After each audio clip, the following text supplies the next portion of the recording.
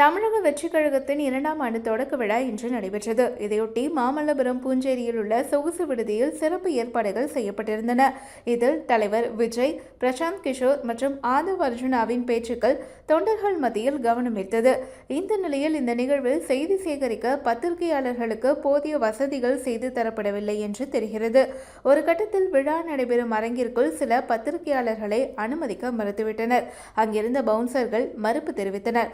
ஆனால் உள்ளே செய்தி சேகரிக்க செல்ல வேண்டும் என்று பத்திரிகையாளர்களும் அவர்களுடன் சென்றிருந்த கேமராமேன்களும் கேட்டுக்கொண்டனர்.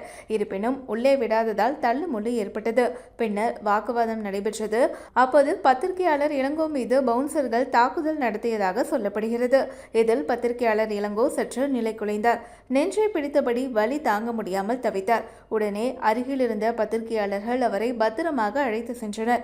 இது தொடர்பான வீடியோ காட்சிகள் வெளியாகி பரபரப்பை ஏற்படுத்தியது. பின்னர் தாவேகா நிர்வாகிகள் விரைந்து வந்து பத்திரிகையாளருடன் சமாதான பேச்சுவார்த்தையில் ஈடுபட்டனர். இதுபோன்ற நிகழ்வுகள் நடைபெறாமல் பார்த்துக் கொள்வதாகவும் உறுதியளித்தனர்.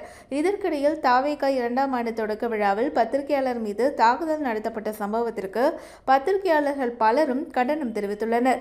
இந்நிலையில் நிலை குலைந்த பத்திரிகையாளர் அருகில் உள்ள மருத்துவமனையில் சிகிச்சைக்காக அனுமதிக்கப்பட்டதாக தகவல்கள் தெரிவிக்கின்றன. முன்னதாக தாவேகா 2ஆம் ஆண்டு தொடக்க விழாவையொட்டி செய்யப்பட்ட ஏற்பாடுகள் போதிய அளவில் மேற்கொள்ளப்படவில்லை என்று கூறப்படுகிறது. இருக்கைகள், காலை உணவு உள்ளிட்ட விஷயங்கள் போதவில்லை. இதனால் பலரும் தவிப்புக்கு ஆளாகி வருவதாகவும் சொல்லப்படுகிறது.